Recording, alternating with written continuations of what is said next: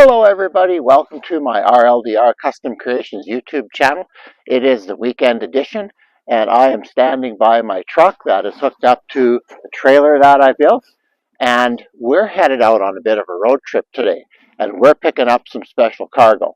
So if you want to see what I'm doing today, all you have to do is stay tuned.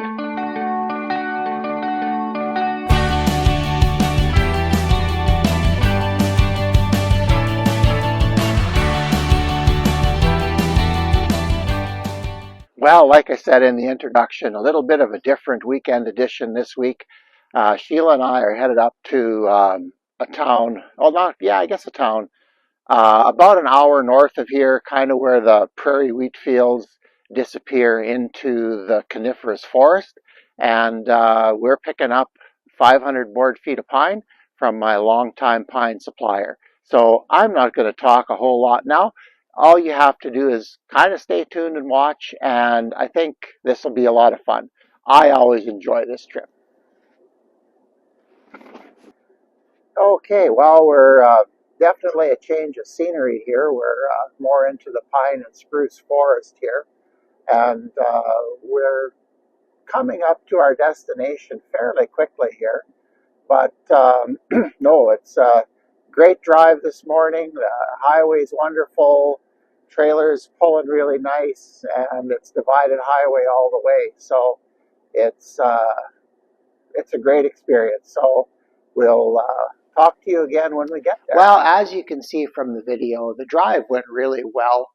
When we got to Ross and Riley's yard there, it was really busy there. Like Riley and Ross are in the bush the whole week cutting, and all his pickup and deliveries, or all his pickups, pardon me, happened on Saturday morning. So yeah, it was pretty busy. And unfortunately, when we started, the loading process, I forgot to press play on my camera, so I missed the first part of it.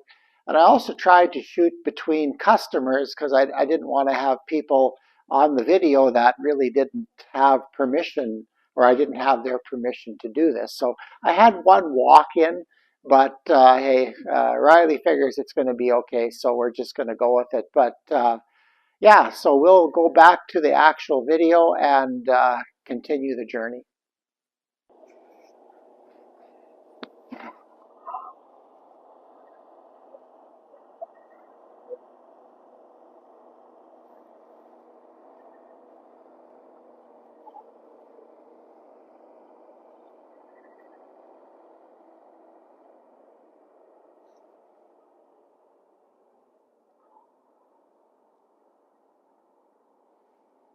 Yeah, this is really easy to do. They're well set up here. Because I have sides on my trailer, we have to strap it. We can't just use forks. So just setting a little bit of dunnage down to make sure that they can get the straps out, and we'll put some tie downs to hold it on the trailer, and away we go. If we wouldn't be visiting, we could be out of here like in 5 minutes. It's amazing how fast this goes. Yeah, that looks good.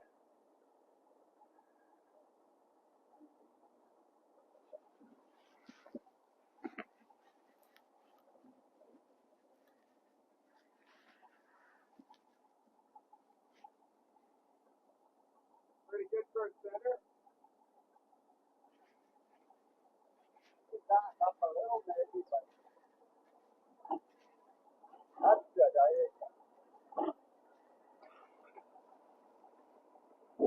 Yeah, that looks good.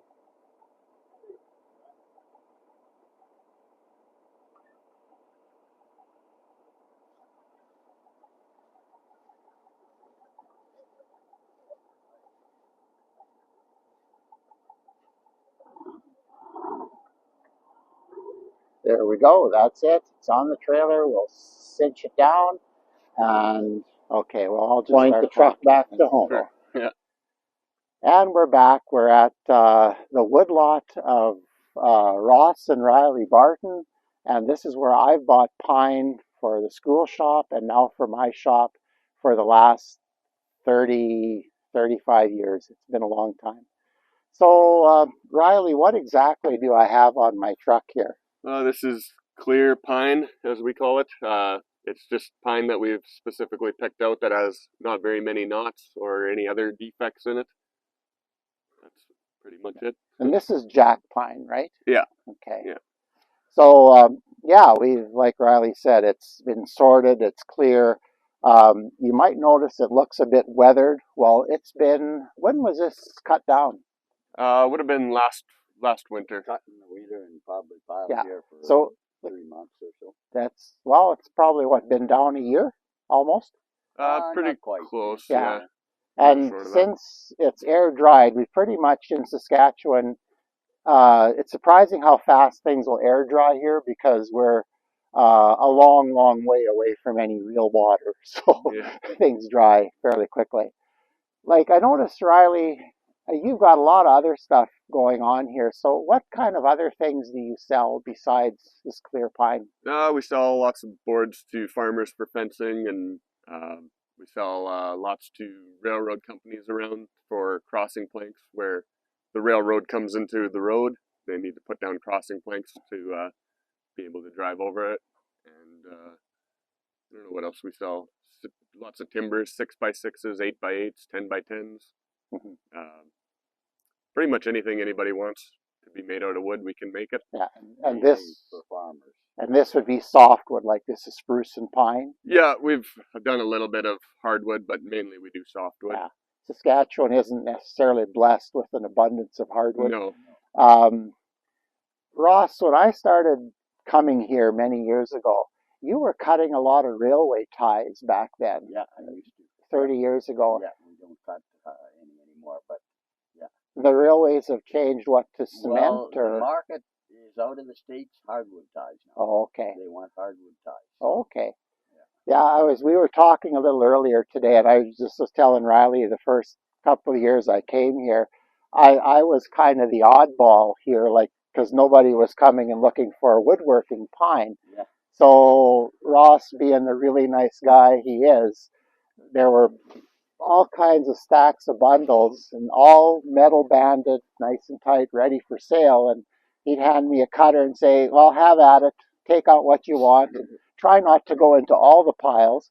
So I would pull out 1,000. Well, I think the first year is about 500 board feet, and then eventually we got. I think the last year I picked up, we were at about 2,500 board feet, and it works really good. I had a lot of naysayers when I started using it, but we built thousands of projects out of Wall-Time School with this lumber. So no, I've really appreciated coming here. It's an adventure just to come here. The first number of years, well, almost most of my teaching career, I never really had a legal trailer, so I know the back roads to this place from Wall-Time really well. But now we're legal and we're on the highway, and it's not all that far away. So if you are interested, if you're in the area and you're watching this and you're interested in pine like this, I guess if they wanted clear pine, they'd have to probably talk to you in advance. Yeah, and they'd have to order it before you order it, or you'll take it all. Yeah, that's true. But yeah, it's not that you can. It's not like going to Home Depot. You can't just show up there and say, "I want this many boards of this," and take it and go. If you're looking at buying fencing material, that's more like that. But if you want higher quality pine, then you'd have to order it. But I can leave Riley's phone number in the description below, or if he wants to share it with you, he can. And then if you want to get in touch with him, and he can give you directions to his yard, because I'm not going to do that. And yeah, well, thanks both of you for all the lumber I've taken out of here. And Ross, one thing I always really loved about you is I'd come here with crazy ideas and you never said no. You'd always maybe have a different way of doing it, but it was, nope, can't do that. And that's the end of conversation. And I realized in my teaching career that I hated dealing with people that can't be done. And then they'd walk away and that was it. So no, I really appreciated that. Thank you so much. And now we're dealing with the next generation, which is awesome. Yeah. Okay, well, that's it for today. And well, who knows? We'll shoot video on the way home.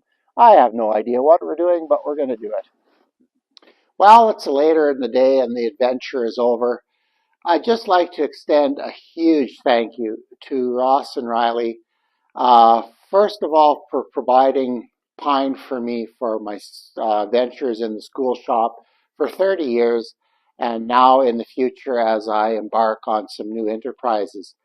If you built a project in Waldheim School Industrial Arts while I was there, and it was made of pine, it started out exactly at that same yard.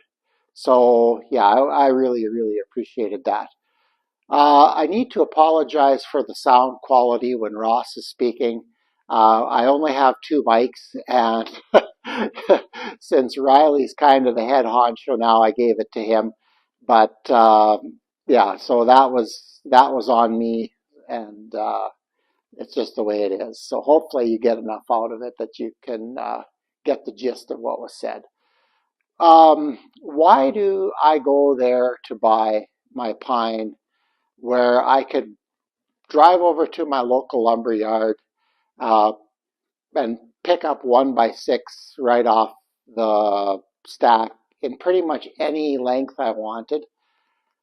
Well, I find that this pine that I was buying from Ross and now Riley is much better for woodworking projects in a normal shop. One of the reasons I fell in love with this stuff is because of Ross's willingness to work with me and find out what I was after, and then find ways that that he could make it work, which I really appreciated. So one of the things in the early years, Ross sawed pretty much everything with a circular saw mill. And as there were other people involved too that were starting to use his pine for woodworking, and he decided a bandsaw mill would be a nice addition. So he picked up a bandsaw mill and set it up wonderfully. And it came to pass that he would cut a cant square piece with his circular mill and then flip it over to the bandsaw mill. And it worked out that if we sawed 15/16 pieces, by the time I was ready to use them in the shop, they had shrunk a little bit from drying. But if my students were efficient, they could plane one pass on each side and be at about 13/16.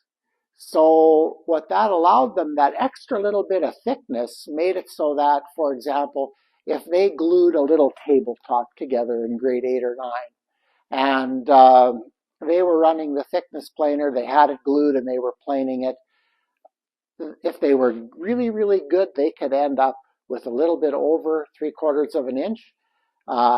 If the glue up wasn't quite as good, and things weren't working for them, they could usually end up very, very close to 3/4. And if I would have gone to the lumberyard and bought that, first of all, it wasn't guaranteed to be pine. It would have been SPF, or spruce pine fir. Who knows what it was? Secondly, it's already planed to 3/4 of an inch. So if a student makes a mistake with a tabletop, they're down at 5/8. And to me, this was just so much better to work with than what I would buy at a local lumberyard. So that's why I really appreciated working with Ross. And the other thing I did mention out there, I would come to him every once in a while with crazy ideas. And instead of just kind of saying, nope, can't be done, we would always work together. We'd brainstorm and find a way to make it work. So the one year I came there, and so picture this. Ross is a busy guy, and Riley as well. They're working together. They're in the bush cutting. They have their land that they can, I don't know if it's a bid process or whatever it is. Anyway, it's government land, so they're cutting on it, and they're allotted so and so much each year. And this would have been 10 years ago at least, but Ross is a busy guy. He's out in the bush cutting. So I come up to him one day and say, Ross, I'd like you to cut a spruce log for me, a nice big one, and then I'd like you to quarter saw it for me. And, you know, he did it. In fact, I still have all that wood to this day. It's nice and dried and well seasoned, and it's going to make some wonderful acoustic guitar tops in the future here. So my goal is to build an acoustic guitar with Saskatchewan components. So that's something that's on my to-do list yet. But if it wouldn't be for a sawmill cutter guy that's willing to work with you, you can't do this stuff. So like I said, I really appreciated dealing with them, and now I'm going to get to deal with them in the future, which is great.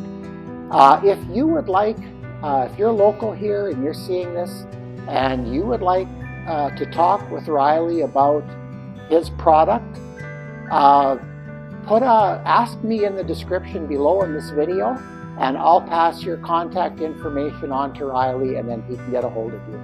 And we'll do it that way. That way we don't give out his private information either.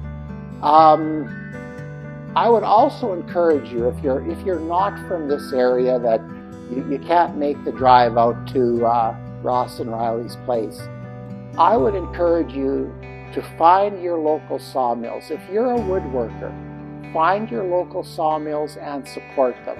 I follow a few people on YouTube. They have wonderful product.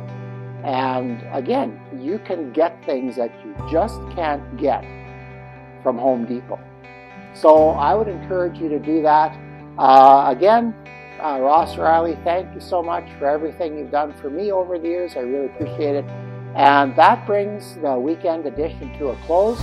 And we will see you on the next video.